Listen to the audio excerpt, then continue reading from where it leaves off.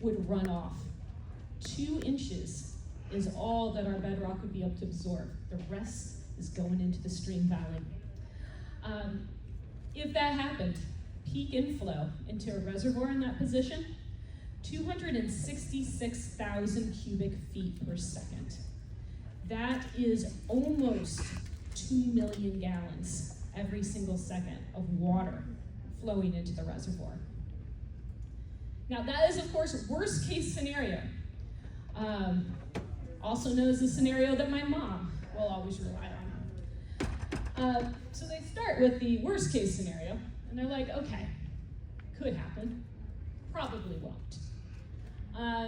So let's eliminate the rarest combinations here. And from that, they then calculate what's called the standard project flood.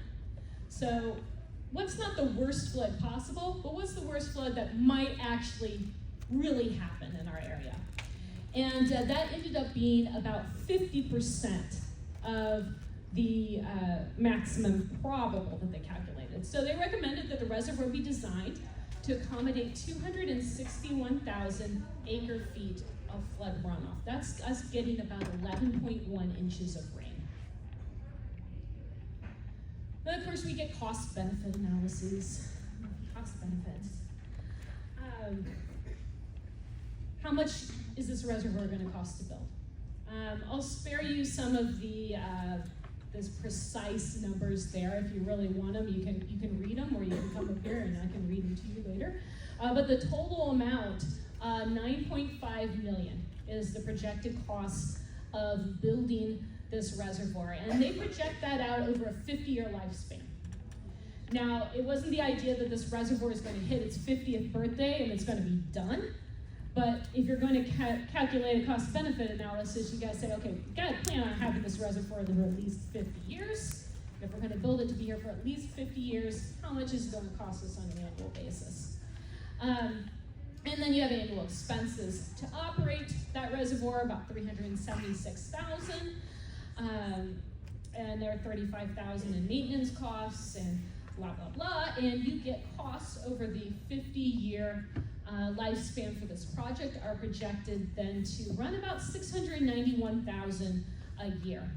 Now, what they did not include in the cost side, which I find interesting, is they did not include the cost from flooding all the roads that ran through this area, because there were roads crisscrossing this valley, and those are gone.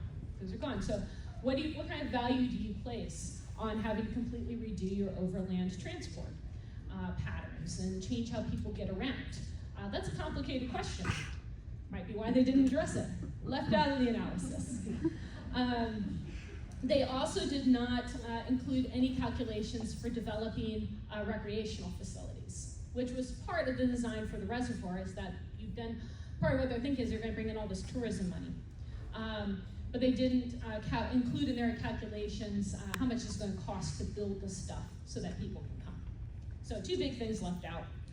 The state of Indiana, of course, is involved in this discussion. It's not just a federal project, although the feds are driving it at this point. The state of Indiana comes in, they said, we'd really like to make sure that this reservoir is built with recreation in mind, so we can use it for that. And we really want to make sure that it can be used as a municipal water supply, that Bloomington is going to be able to pull water from this lake. And the Corps said, yes, sure, absolutely. All you got to do is pay for 54.1% of it, and we have a deal. So Indiana actually ended up picking up the cost of just over half of this federal project. Benefits that were calculated out of this, flood control, $392,000 a year in that. Low flow augmentation gives us another $500,000 or so in value. And then going back to that analysis that the current land use was not economical, that land was worthless, and it would be great if we flooded it because that would bring a higher value. They said we get $6,000 in annual benefits from changing that farmland over into a reservoir. Highly debatable. I gotta say. Obviously, I'm very grateful that the reservoir ended up being built. I have a job today because of it. but some of the stuff is questionable. Total benefits, though, that they get, about $900,000 a year in benefits. What did the benefit analysis leave out? They left out the value from recreation, they left out value from improved public health. But what you get, annual benefit to cost ratio, 2.4 to 1.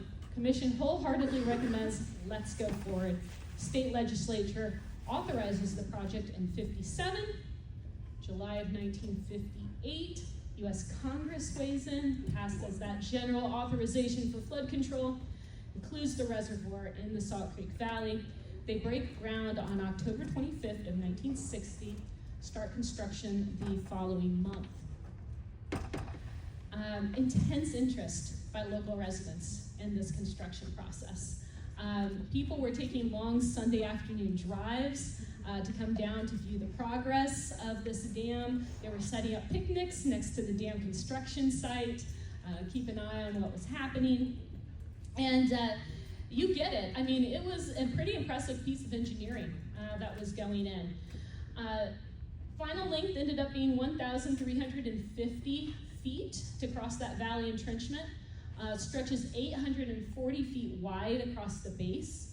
Top of that dam is sitting in 574 feet above sea level, which is about 93 feet above the original stream bed. Impervious core, rock shell, contains 1.1 million cubic yards of sediment, and most of that sediment came from, what am I hitting? Back. Now it's a point where I randomly hit buttons. Okay. Oh. Those. Okay, back.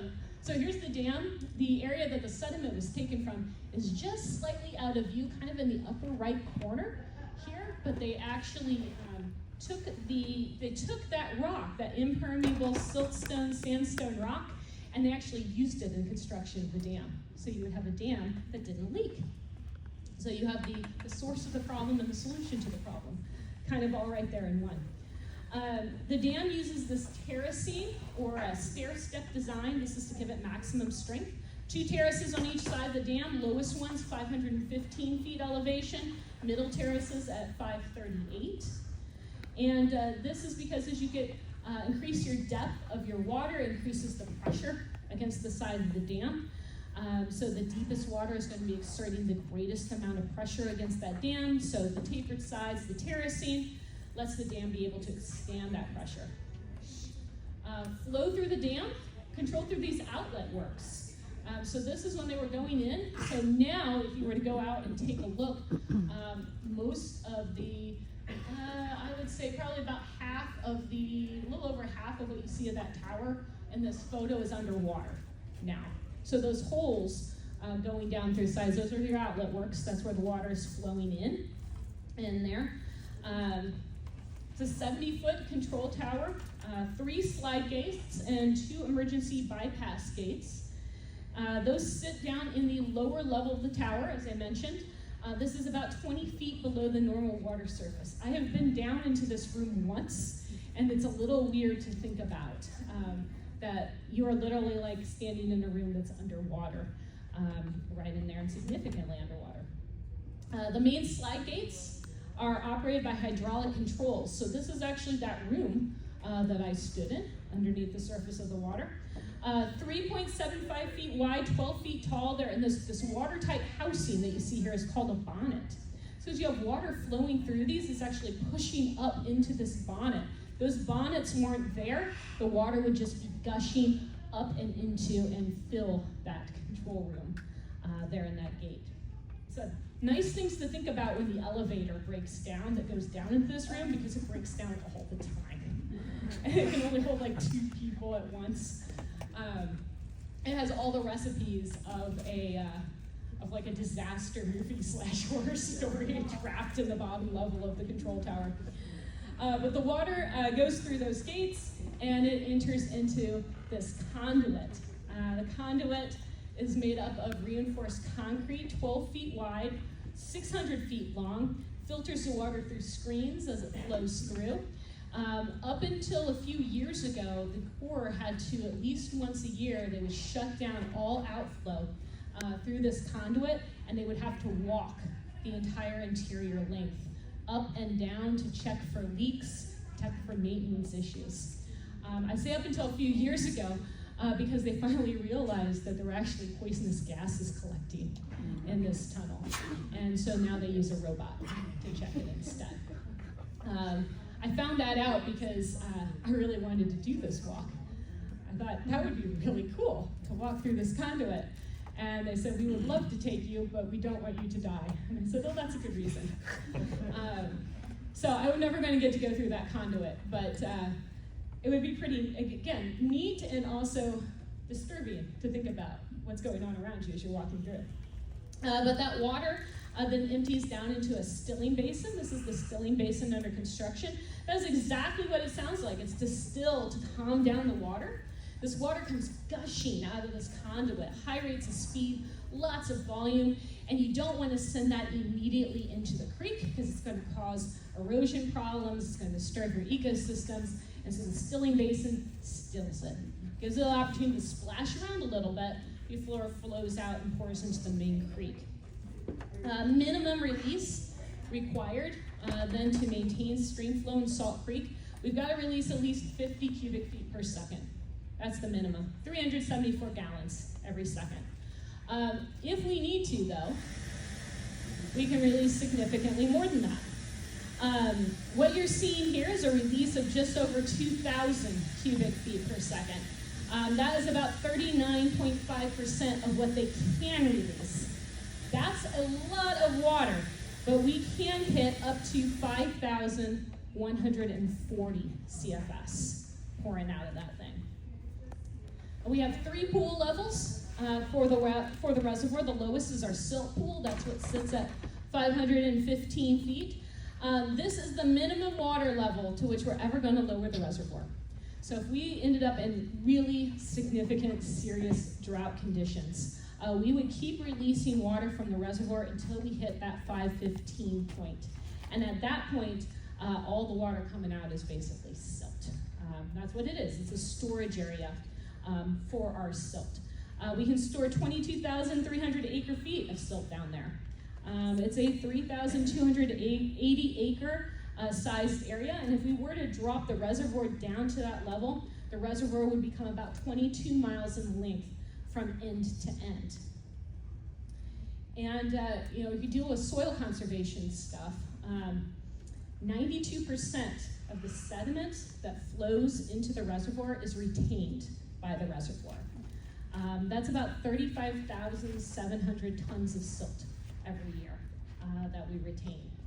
This does accumulate unevenly in the reservoir. It accumulates mostly in our upstream areas, up above the causeway, and then it decreases linearly as you get closer and closer to the dam. We lose about 0.05% of our storage capacity each year from silt accumulation. That seems like a lot. It is a lot, but it's actually way better than basically almost every other reservoir in the Midwest. And that is because we benefit from a large amount of standing forest that surrounds our watershed. And that's thanks to the Hoosier National Forest beating the U.S. Army Corps of Engineers to this area. Hoosier National Forest gets established in the 40s solely for soil conservation, to reforest the land, hold the soil in place. And so when the reservoir goes in, they end up building it largely adjacent to a lot of land that is already being managed by the Hoosier National Forest. And so today, a huge part of our shoreline is public land. That's something you don't typically see in a reservoir. Usually it would all be shoreline developed. But that forest helps us up immensely with gathering up silt. Middle level is our flood. There we go. Middle level is our, what we call a low flow regulation pool. It's a normal pool, 538 feet. This is the water that we can use for water supply, to supplement the flow in Salt Creek, for navigation, for recreation, et cetera, et cetera. The reservoir is designed to stay at this level year-round. If we aren't being used for flood storage or flow augmentation, the goal is to keep it at 538. That's a lot different from many other reservoirs here in Indiana, which have a separate winter and summer pool. So a lot of reservoirs will drop their pool level 10, 20 feet in the winter, and that's so they can be prepared for that, the spring rains to come in and fill it up. We do not. We are designed to be same pool year-round. If we were to drop that much, it would be pretty catastrophic for the reservoir, and it would be very catastrophic for the city of Bloomington's water supply, because they would start sucking silt up and feeding that into the city. So we do not have a separate winter pool. But our normal pool, if we are sitting nicely at normal pool, our reservoir is 10,750 acres in size. You remember at silt pool, we would run 22 miles end to end. Normal pool, we are running 37 miles end to end and storing just under 160,000 acre feet of water. And then we get into the flood control pool, and this one went into play this year. 556 feet, that's our top storage level. So this is all that excess flood water that we can hold on to up to this level, so that we can keep it and then release it through the dam when downstream flooding has subsided. So this is how we actually do that control. This year we rose 13 and a half feet above our normal pool. So we utilized a good portion, but not all of it. Our record utilization, we actually went 19.2 feet up in our highest year. But this is quite a bit of water that we can store here. We can actually store an additional 258,800 acre feet of water between the normal pool and the flood control pool's top. If we hit that top level, which we have done twice in our history, the reservoir length then gets extended out to 44 miles, and we cover an area of 48,450 acres. So more than 4 times the size of the reservoir at our normal pool. So we can get very big.